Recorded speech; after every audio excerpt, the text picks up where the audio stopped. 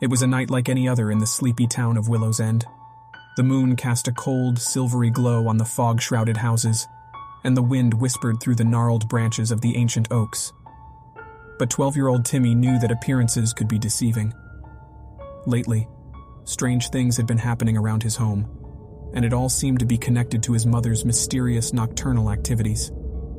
For the past few weeks, Timmy had been noticing that his mother, Alice, would sneak out of the house late at night, leaving him alone with his baby sister Emily. He'd overheard her speaking in hushed tones on the phone, muttering strange phrases and mentioning something about a coven. One night, Timmy decided to follow his mother, despite the eerie atmosphere that seemed to hang in the air. He trailed her through the dark, winding streets until he found himself on the outskirts of town, near the old abandoned church. He watched from a distance as his mother and a group of women, all dressed in black robes, gathered around a makeshift altar, chanting in a language he couldn't understand. Horrified, Timmy realized that his mother was involved in some kind of witchcraft. He couldn't wrap his mind around it. His mother, who had always been kind and loving, was now a part of something sinister. He decided to keep his discovery a secret, for fear that revealing it would somehow endanger him and Emily. Days passed, and Timmy's worries only grew. He became increasingly paranoid, certain that his mother's newfound obsession with the occult would lead to something terrible. And then, one fateful night, his worst fears came true. Timmy awoke to a sudden, chilling silence. He looked around, disoriented, and realized that Emily was missing from her crib. Panic surged through him, and he raced to his mother's room, only to find it empty. A note lay on her pillow, written in an unnervingly elegant script. "My dearest Timothy, I have taken Emily with me to join the coven. Do not attempt to find us. Our lives are no longer part of this world. Your mother is gone. Alice." Tears streaming down his face, Timmy knew that he couldn't just let his mother take Emily away. She was his sister, his responsibility, and he couldn't abandon her to the twisted world of witches and dark magic. He had to save her, no matter what the cost. Timmy grabbed his flashlight and set off into the night, determined to follow the path his mother had taken so many times before. As he approached the abandoned church, he could hear the haunting, unfamiliar language echoing through the air. The wind seemed to carry the voices, taunting him with their ghostly melodies. As Timmy entered the church, he saw his mother and the other women standing in a circle, holding hands. Emily lay in the center, swaddled in black cloth. His heart raced as he realized that they were preparing to perform some sort of ritual on his sister. Summoning all his courage, Timmy stepped forward, his voice wavering with fear and anger. "Mom, what are you doing? You can't hurt Emily. You're her mother." The coven members turned their attention to Timmy, their eyes cold and unfeeling. His mother stared at him, her gaze empty, as though she didn't recognize him at all. "This is none of your concern, Timothy," she said, her voice eerily calm. "Emily has been chosen to join our coven. She will become a vessel for the ancient powers we serve. Her destiny has been written in the stars." "Mom, please, this isn't you," Timmy pleaded, tears streaming down his cheeks. "You're a good person. You're our mother. You can't do this." His mother's expression faltered for a moment, but then her eyes hardened once more. "You cannot stop what has been set in motion, Timothy. Emily's fate is sealed." With that, the coven resumed their chanting, their voices growing louder and more powerful. A dark energy seemed to radiate from them, filling the room with a sinister force. Timmy knew that he had to act quickly if he wanted to save Emily. Desperate, he searched the room for anything he could use to break the coven's spell. His eyes fell on a dusty, ancient-looking book that lay open on the altar. He raced towards it, hoping against hope that it held the key to saving his sister. As he skimmed the faded pages, Timmy's heart pounded in his chest. The words seemed to dance before his eyes, but he finally found a passage that seemed promising, a counterspell that could disrupt the witch's ritual. His voice shaking, Timmy began to recite the incantation. The coven's chanting faltered, and they turned to face him, their faces twisted with rage. The wind howled through the church, as though the very elements were rebelling against his interference. But Timmy didn't back down. He continued to recite the counterspell, louder and more forcefully, determined to save Emily from the dark forces that sought to claim her. The air crackled with energy, and a blinding light filled the room. When the light faded, the coven members lay unconscious on the ground, their dark magic dispelled. Timmy's mother slowly came to her senses, her eyes filled with confusion and fear. She looked at her son, tears welling up in her eyes, and whispered, "Timmy, I'm so sorry." Together they approached Emily, who lay peacefully in the center of the circle. Timmy scooped her up in his arms, relieved to find her unharmed. With his sister safe, he turned to his mother, who looked at him with a mixture of gratitude and shame. "We need to leave this place, Mom," Timmy said, his voice firm. "We need to get far away from this town and these people." His mother nodded, her eyes filled with determination. "You're right, Timmy. We'll start over, somewhere new, where we can be a family again." With Emily cradled in his arms, Timmy led his mother out of the church, leaving the dark world of witchcraft and the occult behind them. Though the journey to rebuild their lives would be long and difficult, they knew that they had each other, and that love was the strongest magic of all.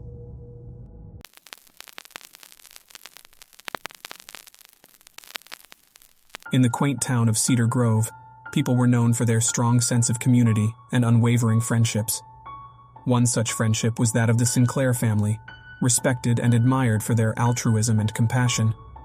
However, the peace of Cedar Grove was disrupted when their eldest daughter, Lauren, became involved with a mysterious organization that whispered of cult-like activities. Lauren and her childhood friend, Ben, had been inseparable since their early years. They had spent countless hours playing by the river, confiding in each other, and dreaming of exploring the world beyond Cedar Grove. As they transitioned into adolescence, Lauren began to withdraw, becoming increasingly secretive and elusive. Concerned, Ben approached her one day. "Lauren, I'm worried about you. You've been acting so differently lately," he said, his voice shaking. Lauren hesitated, her eyes darting around, searching for eavesdroppers. "I can't tell you, Ben. You wouldn't understand," she murmured. "Please try me," Ben implored, hurt by her sudden detachment. Lauren sighed. "Okay. I've become a member of a group. They've shown me the truth about our world and the hidden knowledge that's been kept from us." Ben's expression darkened. "Lauren, that sounds dangerous. There are plenty of groups out there that manipulate people for their own gain. You have to be careful." Lauren shook her head. "You don't understand, Ben. They're not like that. They're special. They've chosen me to be part of something extraordinary." As months went by, Lauren's involvement with the enigmatic group deepened. She began wearing peculiar symbols and muttering incantations in an unfamiliar tongue. The once vibrant and affable girl had transformed into a cold and distant figure, her eyes vacant and her voice devoid of emotion. The residents of Cedar Grove grew increasingly alarmed, with Ben being the most concerned of all. Determined to rescue Lauren from the dark path she had chosen, he resolved to infiltrate the cult, posing as an eager recruit. After attending several meetings, Ben discovered that the cult was led by a charismatic leader named Adrian.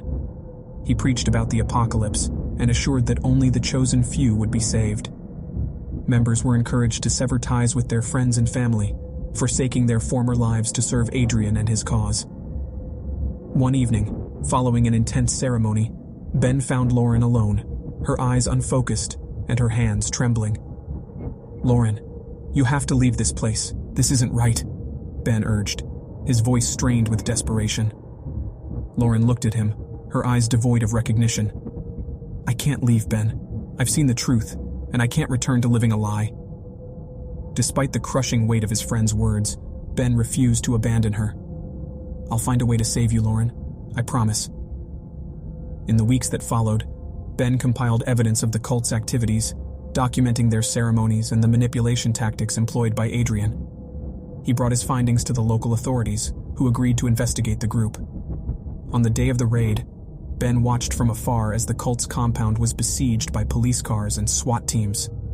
Holding his breath, he prayed that Lauren would be among those liberated from Adrian's grasp. As cult members were led out in handcuffs, Ben spotted Lauren, her face ashen and her eyes wide with terror. He rushed to her side, enveloping her in a comforting embrace. "Lauren, it's over. You're safe now," Ben whispered, relief flooding his voice. Lauren clung to him, her body shaking. I don't know what happened, Ben. It's all a blur. How did I let myself be consumed by their lies?" Ben gently stroked her hair. "It's not your fault, Lauren. They preyed on your vulnerability and manipulated you. But you're free now, and we'll get through this together." As the cult members were taken away and the compound was dismantled, Lauren struggled to come to terms with her experiences. She felt a mixture of guilt, shame, and confusion over her actions and the person she had become while under Adrian's influence. But Ben never left her side, helping her reconnect with her family and the friends she had pushed away. Slowly but surely, the light began to return to Lauren's eyes, and her laughter rang out once more in the town of Cedar Grove. Together, they attended therapy sessions, learning about the tactics used by cults to control their members and how to rebuild their lives after such a traumatic experience. Lauren became an advocate for others who had been ensnared by similar groups, sharing her story and offering hope to those struggling to find their way back.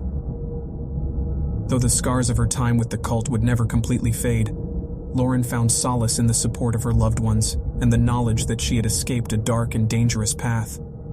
And through it all, her bond with Ben only grew stronger, a testament to the power of friendship and the resilience of the human spirit. As they walked hand in hand along the familiar streets of Cedar Grove, they knew that they had faced a darkness that few could fathom. But in the end, it was their love and determination that had pulled them through, proving that even the most insidious of forces could be overcome by the unwavering light of friendship. Together, they stepped into the future, ready to face the challenges that lay ahead, knowing that they would always have each other's backs.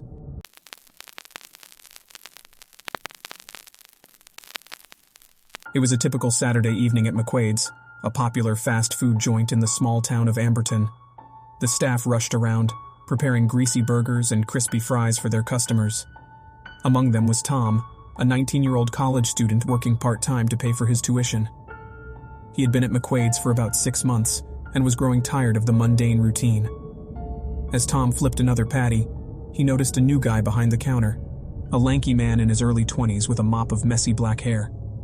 He hadn't seen him before, and Tom didn't remember anyone mentioning a new hire. The man caught Tom staring and walked over, extending his hand.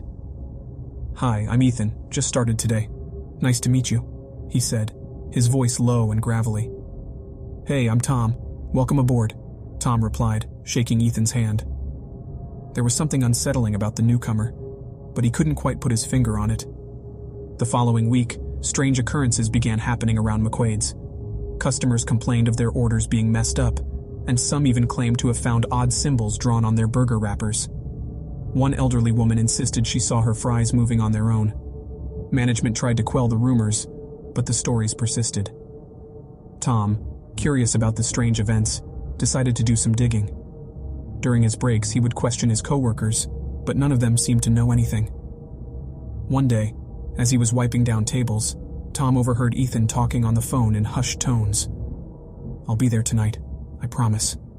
The ritual will be complete, and our Lord will grant us the power we seek," Ethan whispered into his phone before hanging up. Tom's curiosity piqued. He decided to follow Ethan after their shift. As the sun dipped below the horizon, Tom trailed Ethan to a decrepit building on the outskirts of town. He watched as Ethan slipped inside, and after waiting a few moments, he followed. The interior was dimly lit with flickering candles, casting eerie shadows on the walls. Tom crept through the dark hallways, his heart pounding in his chest. He could hear chanting coming from a room up ahead, and as he drew closer, he saw a group of hooded figures standing in a circle. At the center of the circle, Ethan stood with his arms raised, a wicked grin plastered on his face. He recited words in a language Tom couldn't understand, and with each syllable the air grew colder and more oppressive. The hooded figures swayed, their voices growing louder in response. Tom's stomach churned as he watched the scene unfold. He knew he needed to put a stop to whatever ritual was taking place. But how? He fumbled in his pockets, searching for anything that could help. His fingers brushed against a small vial he had found in the break room at McQuaid's earlier that day. He had thought it was a forgotten condiment packet, but now he realized it might be something more. As Ethan continued his incantation, Tom mustered all his courage, pulled the vial from his pocket, and hurled it at the circle. The vial shattered, releasing a brilliant flash of light and a deafening bang. The hooded figures stumbled back, shielding their eyes from the blinding light. Tom seized the opportunity and dashed towards the exit, adrenaline pumping through his veins. He sprinted through the dark streets, panting as he made his way back to his car. When he finally got in and locked the doors, he allowed himself to breathe a sigh of relief. Over the next few days, Tom couldn't shake the feeling that he had only postponed the inevitable. He couldn't forget the chilling scene he had witnessed at the decrepit building, and he knew that Ethan and his cult would not give up easily. He decided to confide in his best friend Jenna, who also worked at McQuaid's. "I can't believe what you're telling me," Jenna said, her eyes wide with disbelief. "Do you really think Ethan's part of a cult that's trying to curse the restaurant?" "I don't just think it, Jenna. I know it. I saw it with my own eyes," Tom replied, his voice shaking. They agreed to keep an eye on Ethan and try to gather more information about his mysterious cult. Jenna managed to swipe Ethan's phone while he was in the restroom, and they discovered a series of texts between him and the other cult members.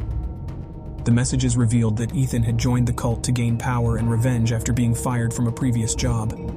The curse on McQuaid's was just the beginning. They planned to spread their dark influence throughout the town. Realizing the gravity of the situation, Tom and Jenna decided to confront Ethan directly. As they approached him at work, Tom noticed a sinister glint in Ethan's eyes. "You two have been snooping around, haven't you?" Ethan asked, his voice dripping with malice. "We know what you're planning, Ethan. We won't let you curse this place or hurt anyone," Tom said, his voice wavering. Ethan laughed, a deep, guttural sound that shook the world. "You think you can stop us?